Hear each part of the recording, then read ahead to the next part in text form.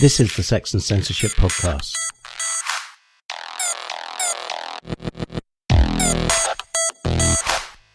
Welcome back to the Sex and Censorship Podcast. This is episode 6, and this week I've interviewed Lady Andromeda, who is a dominatrix from London. We had I say interview, it was a nice, long and interesting chat about sex and sex work and hypocrisy and slut-shaming and other related things.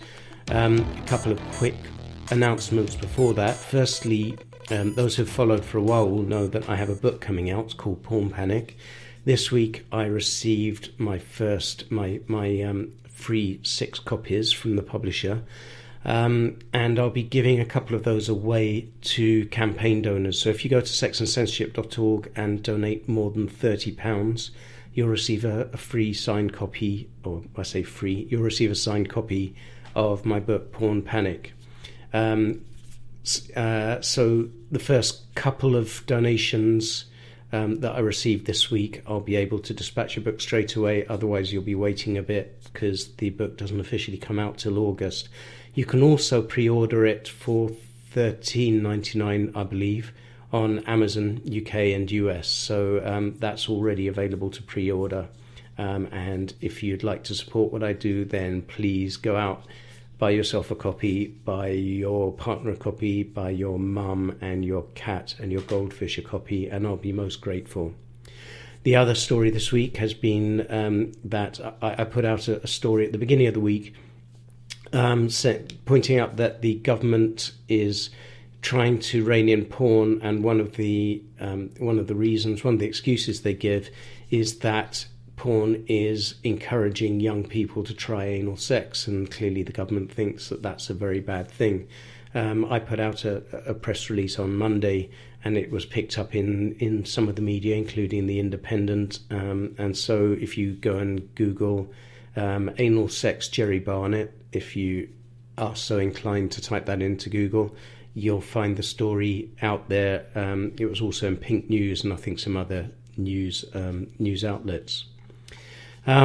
Okay, to this week's interview, I had a good long chat with Lady Andromeda, and here it is.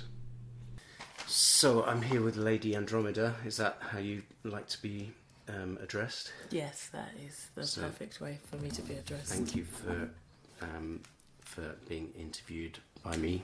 That's okay. Madam, is that mistress? Oh, don't mock me now. It's right, yeah, I'm not myself. Yeah, so I'm lying here, I'm tied up with a large butt plug inserted, and yeah. Nothing that you can handle that. Can you untie me, or should we do the interview like this? You can do the interview just like how you are. Okay, it's a bit uncomfortable, but I'm a it's professional. Right, you like it, really. Right, so yeah, I wanted to, first of all, I know you've been around this horrible CD industry for a long time. Do you want to say how long? Long enough. Long enough. And I've worked in all different genres of the industry, actually. So your work now is you're a pro-dom? Yeah, that's correct. But you've also been an escort? Yeah, I have. And what other I've also done camming, I've done phone chat, I've done hostessing, I've done stripping. I've done it all. Mm-hmm. So I say. And you make porn as well? Yeah. As a kind of side thing of your dom work? Yeah, I make adult content for Clips for Sale and Kink Bomb and also a few other sites. I Want Clips. So how did you start out doing this? I know we're saying it was a little while back. You're kind of... No, well, I'm in my 30s, so you know. I was going to say 21. But... Now, mate, I can live in my truth. My birthday is next week. So, boy, it is what it is. But I started out in the industry. I used to just reception, actually. That's how I first started out in sex industry. In a brothel? In a brothel, yeah. I used to basically do the phones for a friend, I should say my uncle's friend, of the irony. Mm-hmm. Who had a few flats and saunas and bits and pieces, and she always used to say that she loved the way I spoke. So, being a fast and nosy kid that I was, so well, what do you do? And then, so you're still a young, innocent teenager Yes and no, because I kind of like to do my own thing. I've always been very comfortable in my own sexuality. I'm very much a woman that I own my shit, whether it be good, bad, or indifferent. I think that's the one thing that I will say. So I was nosy, but I started like table dancing at 17, 18, just before, a couple of months before my 18th birthday. But that was back in the good old days. Like, you didn't have to have ID. Actually, no, I brought fake ID. Just in case. Just in case. Yeah. And that was, we probably shouldn't mention the club then, since they were... No, I'm not going to. All I know is that the club was in West End Soho. somewhere. Yeah? Okay, so in the It was in good old Soho. good old sleazy Soho. Yes. I had some good times in Soho. That would be a book to write. Okay. About the life and times of in that square mile of Soho. I'm sure everybody's got a story about Soho. That Yeah. they'll probably tell. It was a good sleazy place, wasn't it? And then you got into escorting. Yeah, so after I started doing the phones, I actually said to my uncle's friend, was like, I don't like the way they... I'm very arrogant. Actually, I think that's just young. I said to her, I don't like the way you run your business. I could run it better. So she said to me, is that so? I said, yeah. She goes, all right, prove it. So I turned her business around and she started making a shitload of money. I put certain things like incentives for the girls. I was very much about, like, the girls that used to work for me are pretty much everything. Because if you don't have a good core girls that enjoy what they do and are doing it by choice and they've got their exit strategies and they're not, there's a method of why they're here, they're just not falling into it, then like working in the sex industry can be very, very profitable and also very effective for your own empowerment. But the problem is that the way that society views you, it's never really people within the industry. Yeah. It's more so... So there's the stigma and that stays with you. It's a stigma that stays with me. Well, not with me, because I just live in my own truth now. I've got to an age where I used to try and hide the fact that I worked in the sex industry. I think that was due to the fact of I have a child. She is in her teenage years now, and the one beautiful thing about having my daughter and working in the sex industry, it allowed me to be a good mum. Yeah, so because you could define your hours. That's right. I could always define my hours the way that I wanted to, and everything worked around my daughter as far as I was concerned, and that's how I lived my life. So because it's strange that on the one hand, sex workers you're either presented as oppressed, abused, blah, or evil. Yeah, we're the Antichrist. But yeah, keep us away from your men. In terms of lifestyle, income, that kind of thing, there are a few jobs that compete with that, really. Yeah, very much so. And it very much was, it still is about my quality of life. I don't want to feel constricted by anything that I'm doing. I know that I have a choice in everything that I do. And at the end of the day, I will sometimes I'll be honest and say, yeah, you know what? I'll look back at certain things and think, okay, I could have handled that a bit better. But that's just something I will own, and I will accept that, and I just learn the lessons. That's what life is about. It's very much, for me, how I view life is a continuous learning journey. If you're not willing to learn and understand where other people are coming from, you might not like where they're coming from, and you might not agree with it. But what my issue is at the moment, a lot of people have got an opinion about something, but they've never really spoken, or they actually know about the whole industry as a whole. Yeah, I mean, everyone seems to Everybody's have got an an opinion opinion. on sex work. Yeah, everybody's got an opinion, but fundamentally the people that they're not asking are the people that actually do the job. So, I mean, so you got into escorting, kind of, you fell into it from... Yeah, because I had broken up with my daughter's dad, and I was just like, do you know what? I like to fuck. And what's the point of being labelled as a slut, that beloved word, a slut, then I can enjoy what I do and also explore my own sexuality. I never did nothing that I didn't want to do, and I still get paid don't. for it. And get paid for it, yeah. Yeah, which kind of seems to a lot of people would be the best of both worlds, really. Well, my nana always said, sorry, I sound like some old lady. She said, love what you do and do what you love. You know, and don't be ashamed in anything that you do. And so what would you say were the highs and lows of escorting? So you did that for quite a few years. Yeah. I did it right up until my daughter was double digits. And did you ever have a pimp? No, the only pimp that I had was my daughter. No, I'm joking. And more so myself. But because the pimp is kind of this imaginary figure that I'm not saying that I will be brutally anti-sex honest. Sex work people. Yeah, I'll be brutally honest. Don't get me wrong. A lot of girls that I've met in my past, in my travels, on my journey, that some of the girls when I used to work in the sauna, they were pimped. By their own partners. By their partners. Yeah. You know? But then a lot of the girls that were there, they were doing it to put food on their table for their kids.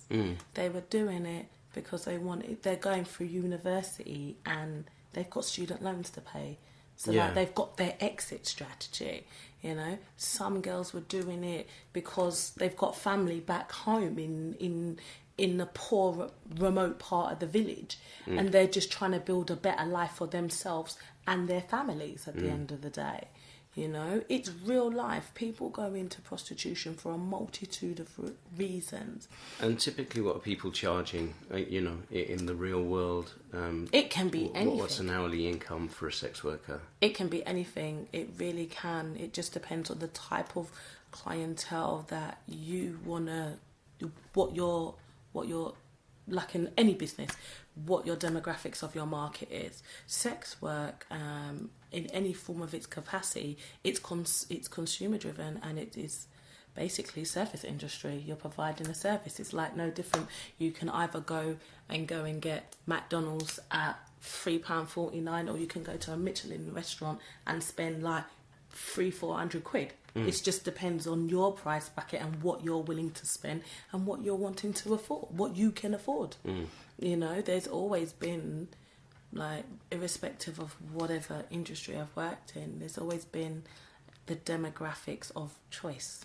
Don't like it, choose another one. You know? And I sense, I don't know if you're around it as much these days, I sense there's a lack of shame increasingly about it. I think there are more and more people considering it who would never have considered it before. Because of many different factors. Like, one of the service providers that I use, I'm not going to name them, but you know, the white and purple website. That I'm very much an analyst. Like, I like to look at it. I look at everything in a very much a business way. You know, and I've noticed the fact of from when you got the credit crunch in 2008, a lot of people got hit by that. A lot of people lost their jobs. I see more people coming into the sex industry who are mothers.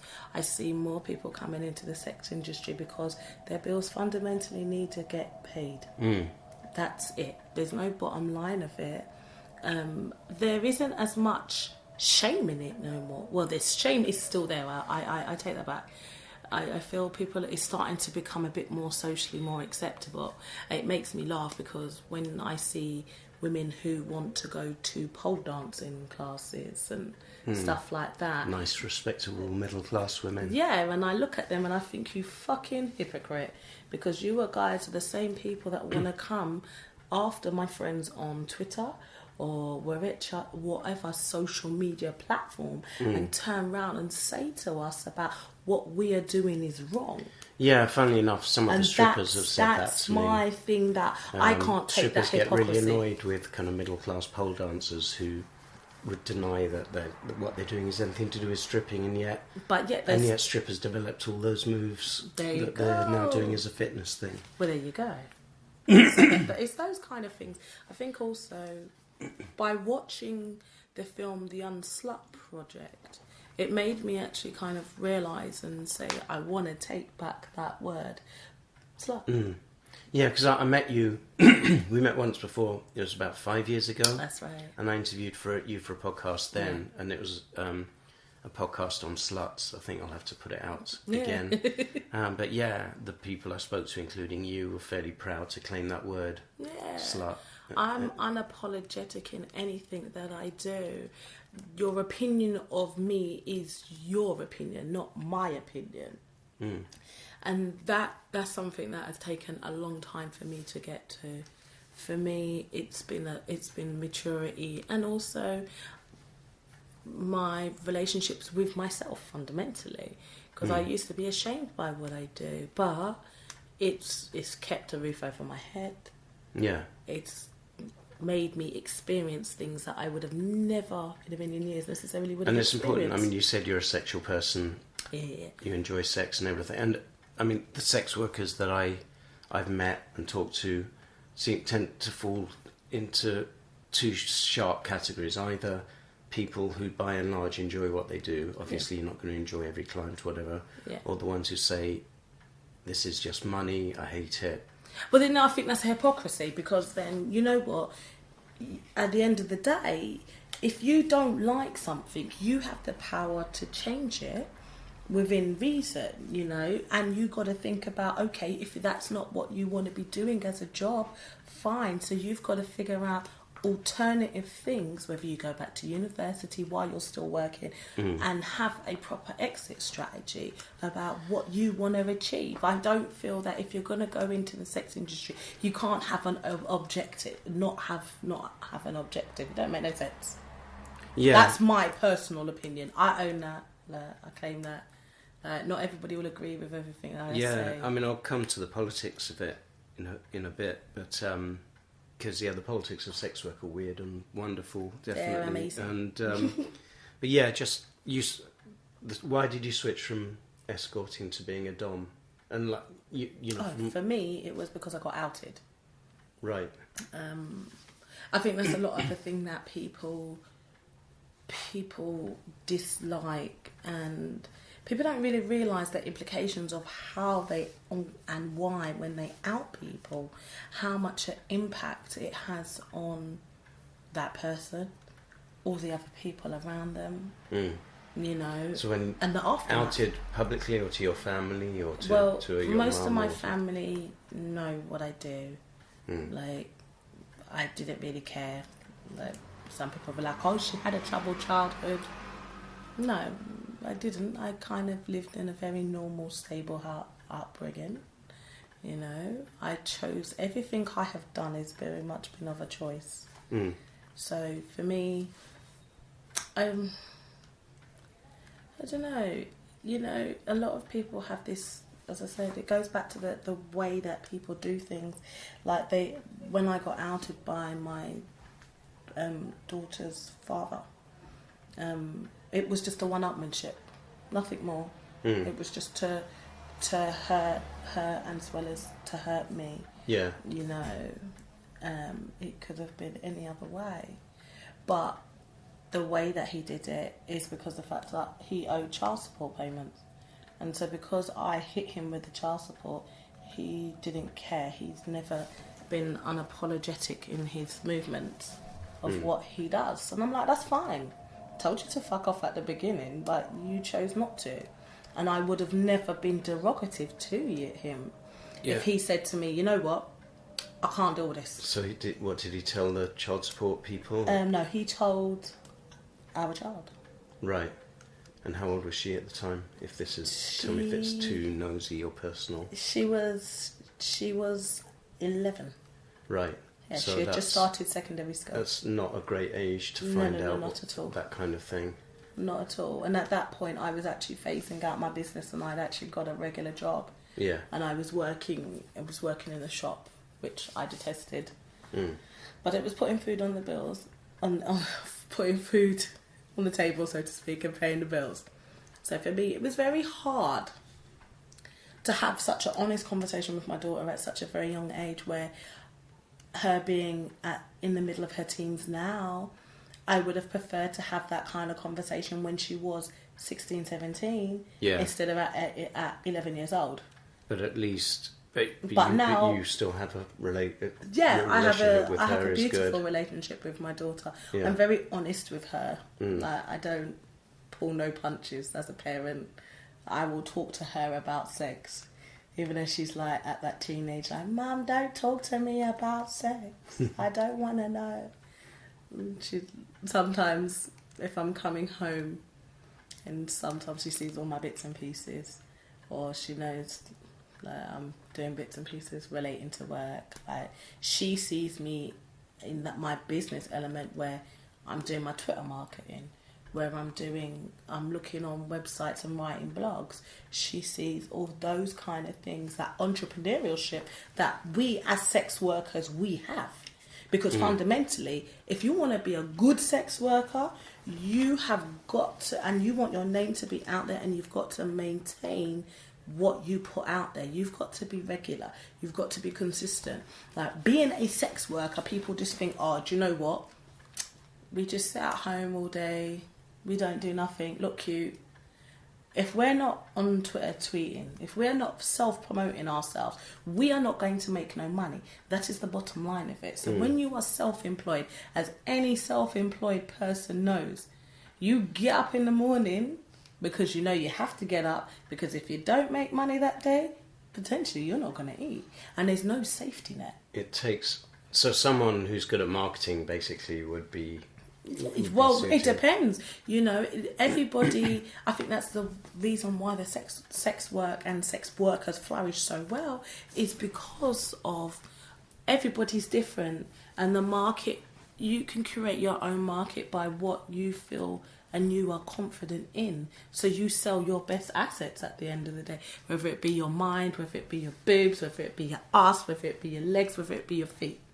I work in fetish now, so it's a whole different game, but it's the same.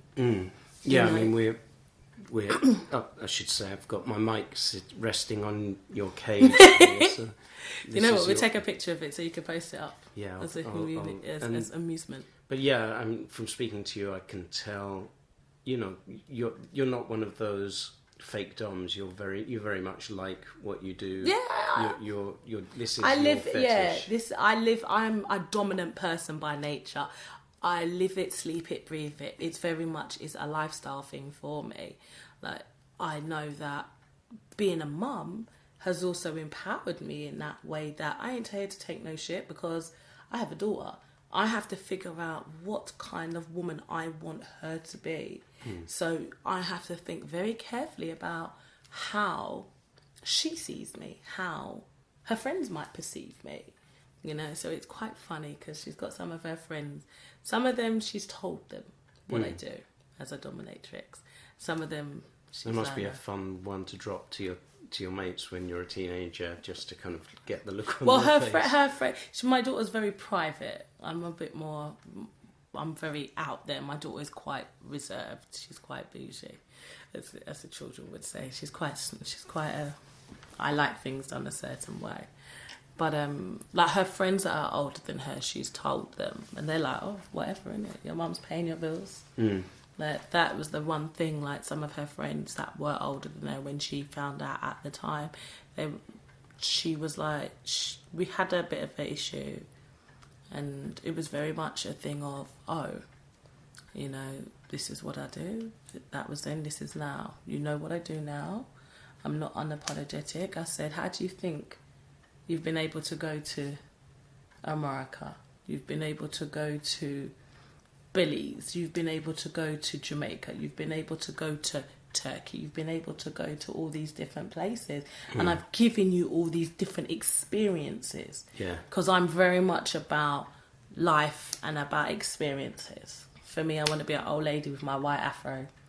Actually, I don't think my hair will really go afro. I should say my white curls, and be able to look back in my life and say, I have not done what I've not wanted to do. Yeah. You know, some of the restaurants that I've been to. I mean, I think that's a common experience in the porn stars and sex workers. That I know, God, yeah. They're all travellers, you know. Yeah, we're gypsies. Kind of, yeah, do you want to meet up? No, I'm off to Thailand for 3 months. I'll see you when I get back. Yeah. Or that kind of thing. It makes me kind of jealous, to be honest, and I'm not even taking the piss. Do you know what? My thing is this: you have one life, and you must live it to the best of your abilities, and you will just always find a way. You might not. I think a lot of people's fear is the fact that they fear that they're going to fuck it up. You know what? Yeah, you'll fuck it up, but you know what? Fail is only just the first attempt in learning. You know? And so in doming, do you have particular specialities, particular things that you offer? Yeah, I do findom, which is very much a dirty word in the BDSM. Findom is financial domination. So, I mean, I know very little about that, except that I've seen on Twitter kind of people the fuck tweeting you, about pay me kind of thing. That kind of thing. That just looks like a huge piss take to me. Well, I'll break it down. It's the ultimate power exchange. That's the easiest way to describe findom. Findom is very much about power exchange. It's about knowing your client, knowing what makes your client tick. But that's with all domination. Yeah. Even down to in any form of sex work. You need to know your demographics of the market, the target market. Yeah. As they would say, oh God, I really sound like some bloody marketeer. Yeah. But segmenting your market. Well, very much so. Have you got? Would you say you've got a particular type of punter? Can you categorize Well, I your love punter? strap-on. I love, not necessarily.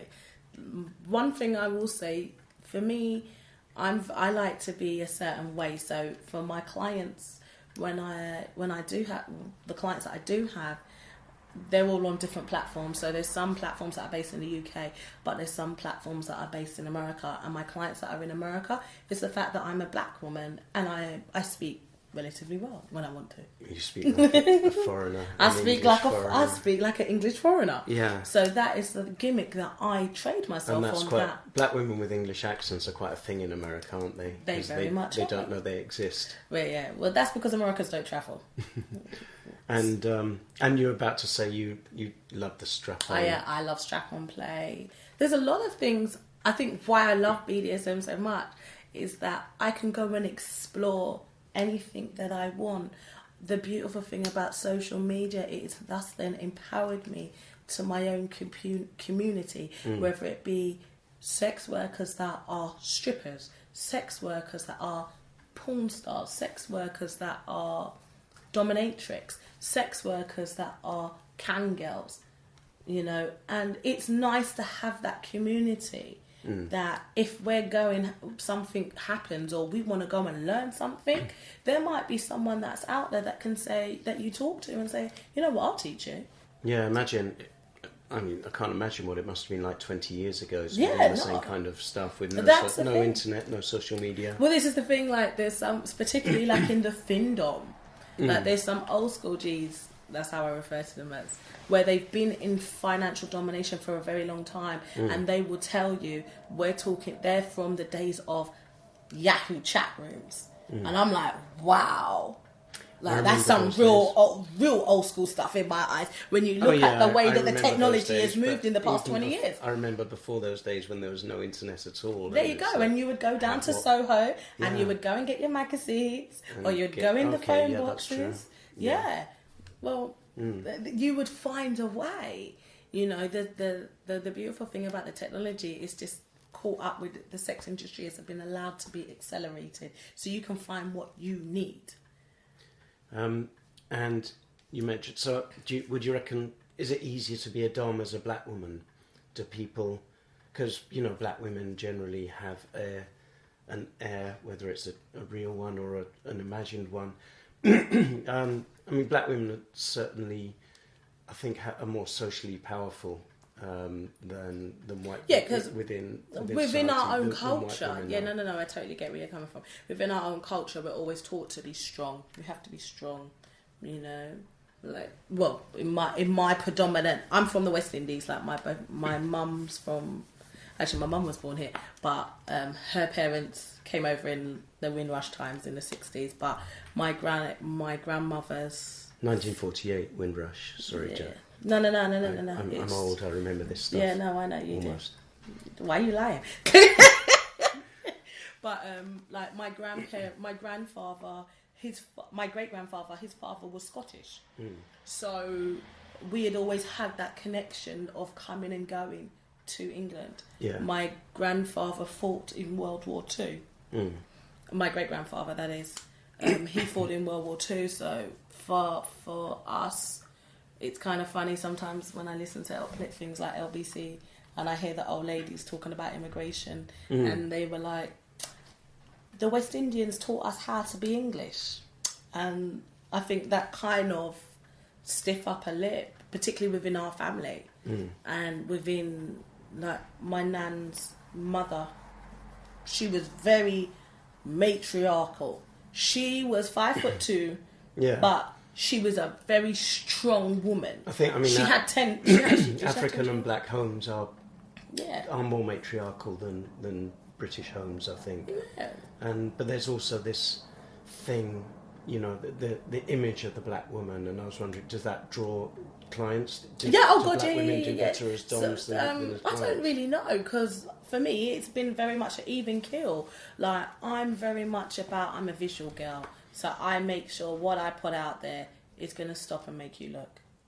I know my key thing is, I know I take a good picture. Do you want to mention your Twitter ID? My Twitter handle is Lady Andromeda UK. Lady Andromeda UK. Yeah. So people who are curious can to see what I look like. I'm there.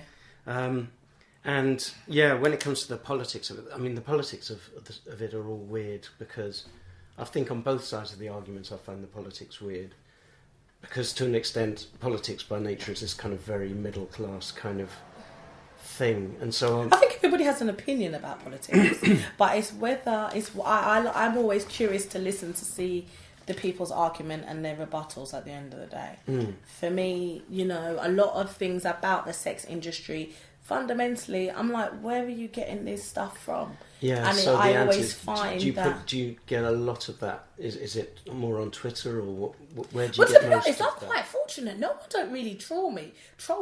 Yeah. I just block it. Block button is my favourite friend. Yeah.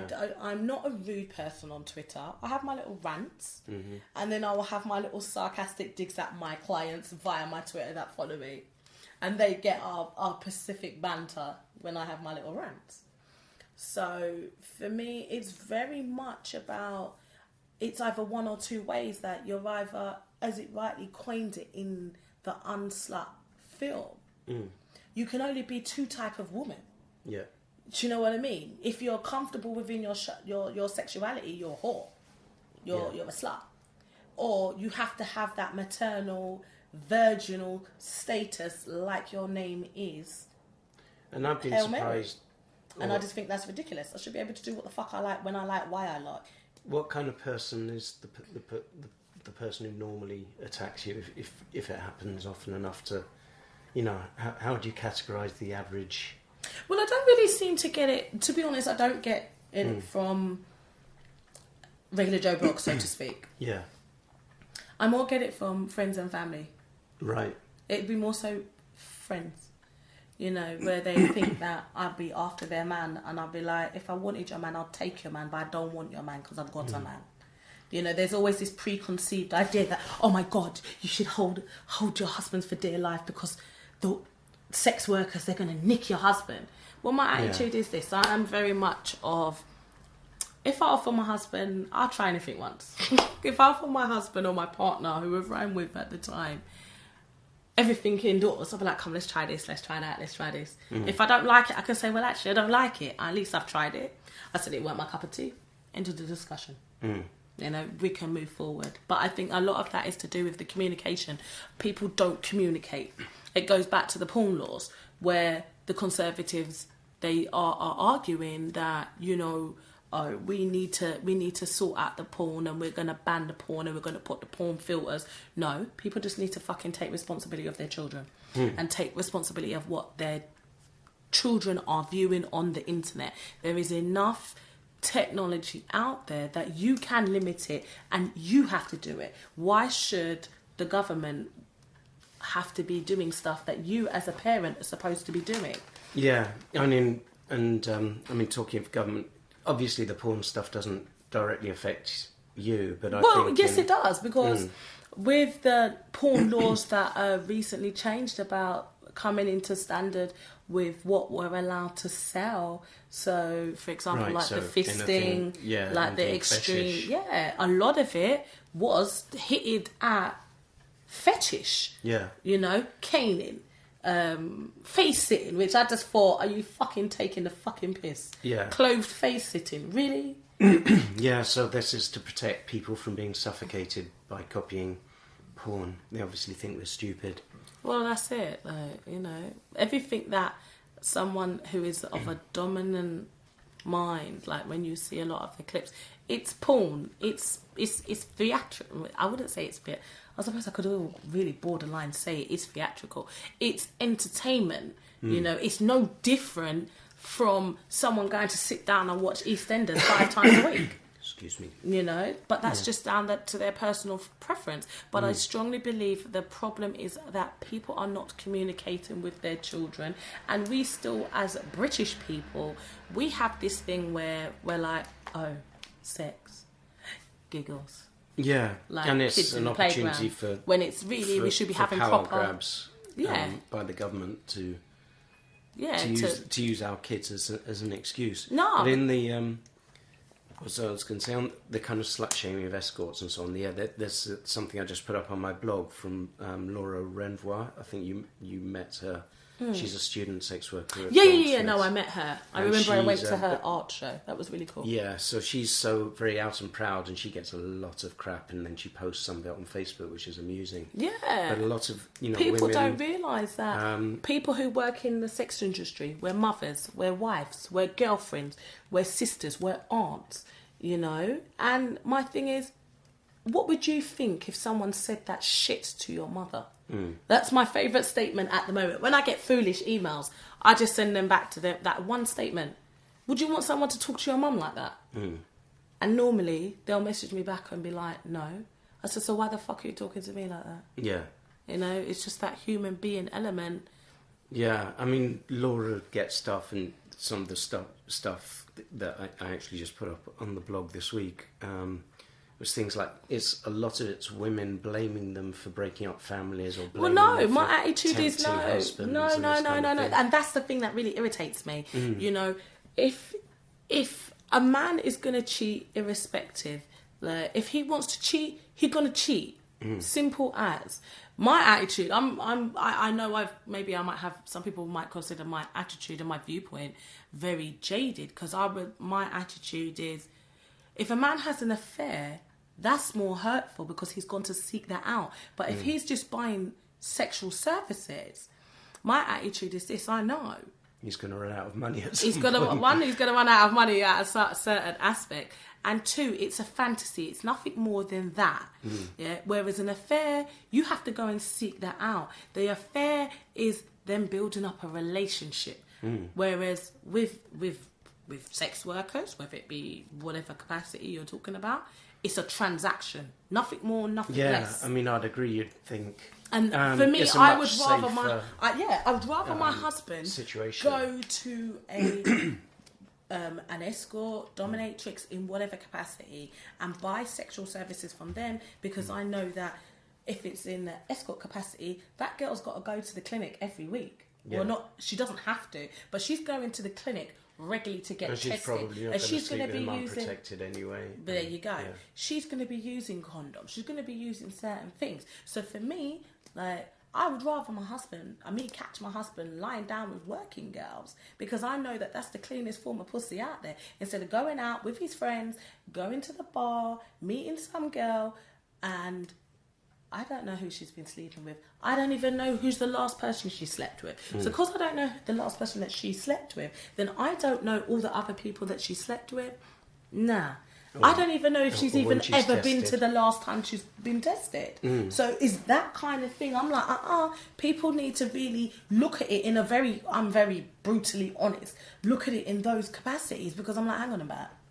Like, you know, and people think that women, I always find, they want to blame the other woman, and that goes back to that whole slut shaming, virginal and slut. Yeah, women always do blame the other woman. woman. But my thing is that you need to go to the person who it takes two to make a baby. I think most women have the opinion that men are just kind of stupid and don't have much control over themselves. No, but then you know what? You blame their mothers, because if their mothers have not raised them properly to have that self-control, you know, and their parents, basically it goes back to my same statement, it goes back to their parents. If their parents have not instilled that kind of behaviour that, you know, you have to respect one another, and if you don't have no self-control, no. How about self-control goes back to the person, and they need to own that stuff. And I don't feel that people should be saying, oh well, he don't have no self-control. No, he knew exactly what he was doing. He was the one that made the choices down that road.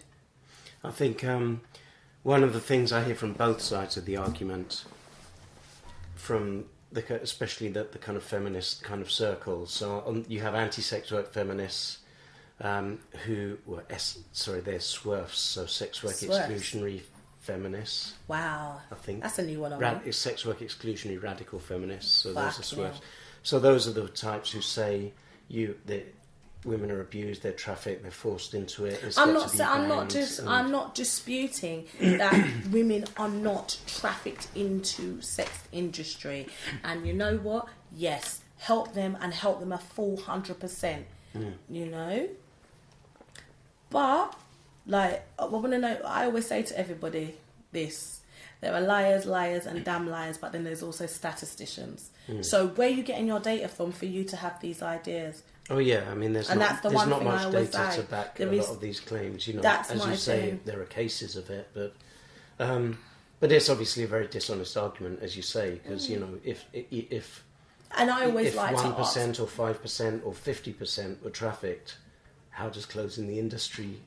You're not. But then I think it goes back to that whole thing of people don't want to have honest conversations about sex.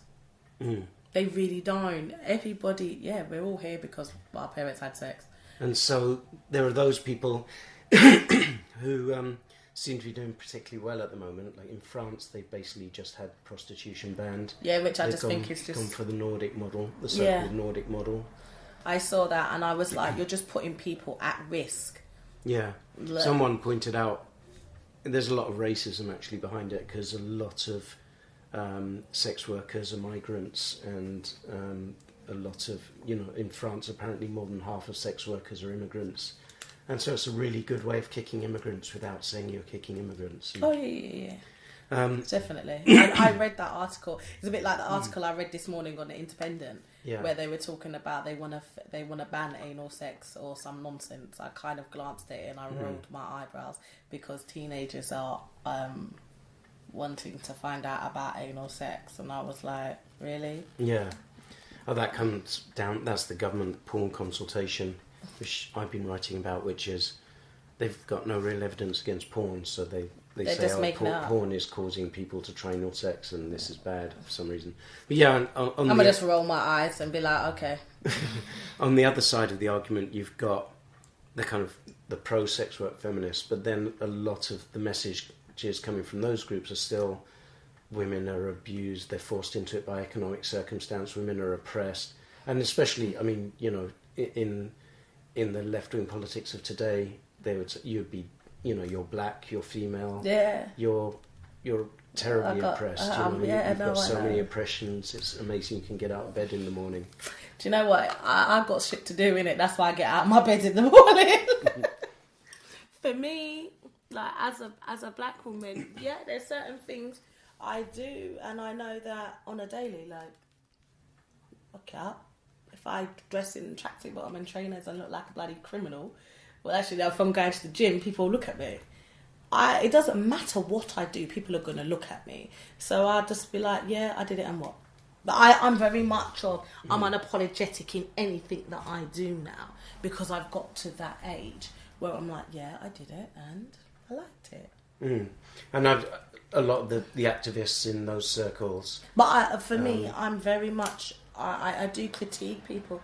I like to listen to people, because a lot of the people who come with their arguments, especially like the feminists that say that it's all wrong and stuff, and I'm like, do you have friends that are actual sex workers? The answer is probably yes, but they don't know they're sex workers. Well, there you go, because of their opinion. Know someone. Yeah, most people's opinion of sex work is so dire. And I just... It's very dishonest, though, because they jump because from... people are they afraid. go from these poor creatures are oppressed and forced into it, and then when you say, well, actually here's someone who isn't and who likes her job, they go, well, she's a traitor to women and letting down girls, and, you know, so they jump very quickly from... Well, then there's no argument. People like to hating people, you know. Coming like when they're on their period. But for me... Sexist. Fair enough. I'll own that. Yeah, it's alright, you can say it. I can't. For me, I think it's just a moral maze that we all live in. You know, but I just don't. I feel that we need to be as people. We need to be a bit more tolerant. There's more things that people really need to be discussing. You know, like how the paedophiles are allowed to get away with all the shit that they do. You know, but yet you want to ostracize porn. You know, to me, porn is very much the canary on people's civil liberties. I just feel like it's just a backdoor, weak excuse. Because everybody watches porn. They don't want to admit that they watch porn, but everybody watches porn. But how I learned how to suck good dick was because I watched porn. And what's wrong with learning how to suck good dick? Likewise, I always say that to people. I watch into copious amount. Watching copious amounts of gay porn. Yeah, I've tried it. Doesn't work for me. But you know, I do debates with people who say, "Look, all these young people are learning about sex from porn. Isn't that terrible?" And I say, "Look, well, you guys weren't. There's no one was there to talk about it. I'd never seen porn when I first had sex, and I don't see what's good about knowing absolutely nothing about what you're doing. You know, there's nothing good in being ignorant. But that's the thing. Like a lot of people, they look at it and they be like, "Oh, porn is bad, this, that, and the other," but they don't want to have the conversations with their children about sex. So it's a bit of hypocrisy, really. So what do you think? I mean, there's a parliamentary inquiry now going on about whether the Nordic model should be introduced here. The Nordic model, for people who don't know, is they pretend they're being nice to the sex workers, so they don't ban the sex workers, they just make it illegal to buy. But isn't that not what goes on here? That it's prostitution itself is not illegal, but all the laws around prostitution are, like soliciting, advertising. Am I correct? Oh, sure, but what they've done in France is they've made it, men will get fined, I think, €1,000 for buying sex, and plus they have to go to reprogramming classes. So who's going to be running these reprogramming classes? Nazis, probably.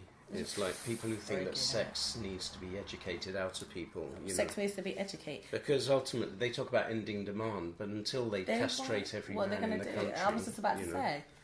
Ending demand is a ludicrous idea, but there's a parliamentary inquiry now on this. And, I follow Miles Jackman. Yeah.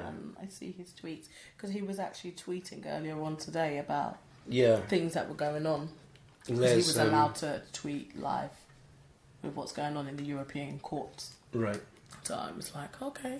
And I favourited those tweets, and I was like, I need to go back and go and do some digging. I saw some of them as well. But yeah, they're... I mean, what do you think if they start, say, finding men £1,000 and making them go to... You're just going to drive it underground. Go to classes, how not to shag prostitute classes or something, whatever. So that just seems funny. You're just going to drive it underground. Thus, then, then it goes back down to people will still be using social media to advertise themselves. So it just goes back to the social media. So what you're going to do? Cut off Twitter. Then people are going to be looking at them and telling us that we're a police state and we're no worse than China. You know, so. And one other. Sorry, that's fine. My chest has gone. One other thing. Mine's going catchy. As well. You've got leggings. We talked before in the kind of more feminist sides of the sex work community. There's this thing that women are forced in. Women sell sex because they're forced into it, and men don't sell sex because we're somehow. We don't have to, and it's an interesting point. I mean, Men do sell sex. oh, sure they do, but on a far smaller scale. But I point out to people, the fact is, when a woman's skin, when she's on her last penny, she has the option to sell sex. I mean, what do men do in the same circumstances? They thief cars or sell drugs. Yeah. Which is basically it. It still goes back to commodity brokering, isn't it? Well, if you... Yeah, and Sorry, I'm very much a person, I just break it down for what it really is. That's basically true, isn't it? And I looked recently that the prison population is 96% male, which is probably down to the fact that men don't have pussies. It is But they can buy it. Sorry. Only if they go and sell some drugs first. There you go. So it depends. At the end of the day, it's one of those ones where I don't feel like I can critique anybody in what I do. Which is unusual because I normally got an answer for everything in regarding to that. It's just one of those funny things where I look and I'm like, just let everybody live and let live. But we as a nation need to really start having real honest conversations with our children. A lot of the problems stem back from, I don't want to talk about sex. Yeah. It's been funny. Last week I saw sex box trending on Twitter. I was like, what the fuck is this? And the way that people were going at sex box via in 140 characters on Twitter. I haven't actually seen it, but that's where they go in a box and have sex on Channel 4. Yeah, I think so. I don't know. But it was on yesterday night and I didn't watch it, so I'm going to watch it on more. People are obsessed with sex, aren't they? They I are. guess the more frustrated they are, that's it. When you're not getting no sex, that's when you become more obsessive. I do agree with you there. But I think a lot of reasons why guys visit girls, like in an escort capacity and even in a domination capacity, some people just feel ashamed that they don't feel comfortable talking to their partner about sex and about certain things. Do me up the bum with the strap on. Yeah, they feel ashamed. Society dictates that man must be strong. He can't be a submissive. He can't be emotional, he can't cry, he can't do certain things because that's not what being a man's about. Yeah. I'm like, give me a man that cries any day, because at the end of the day, it shows me that you're human. It shows me that you've got feelings. It shows me that you think about what's going on around you. A lot of people lack empathy, and we live in a time where it's just about eye specialists, where all they're concerned for is themselves and they live in their little bubble, and as long as they're living in their little bubble, no one don't really give a fuck. I see it where I live. I've heard that from quite a few sex workers, that actually they find themselves being therapists, counsellors, God, yeah. A shoulder to cry on. Yeah, God, yeah. There's been many times in both capacities, whether I've worked as an escort or even currently now working as a dom, where I have one particular client that he loves strap-on play, and when he tried to approach the subject to his wife about he is a submissive male, she shut him down. She was like, I don't want to know about that. Yeah. So for him, he has to live that battle, and I genuinely feel sorry for him because he's not being able to live in his truth. And I think it's more so about understanding. But the hypocrisy and the irony is, 50 Shades of Grey, and they're bullshit. Oh, yeah. Everyone. Well, who knows? Maybe attitudes are changing slowly. Yeah. Maybe wives will do it one day and you'll be out of work. Well, us as... Oh, boy. Maybe. A lot of us as dominants, I see some of the things, and I haven't read the book, and I have no desire to read the book because I feel there's far more superior erotic fiction out there that is not getting the recognition that it deserves. Whereas most of the people that I know that have read the book, they're avid readers, and they're they didn't even get halfway through, and they were like, this is a sack of bullshit, their spelling's bad, the way that her language that she uses is atrocious, this is a love story and not BDSM. sorry. I think it's not BDSM. our voices are dying. I think I'm gonna. Yeah. We've probably recorded a good amount. I think it'll be a good time to wrap it up. And it's been great talking to you. But if you're up for it, then I think we can always I need you to review the news in future for our podcast. Reviews the news. Okay, that'll be quite fun actually. That'll give me a reason to have a bitch. And then save people having to listen to my boring voice all the way through. Of course, I'll be happy to do so. Right, thank you, Lady Andromeda. You're welcome.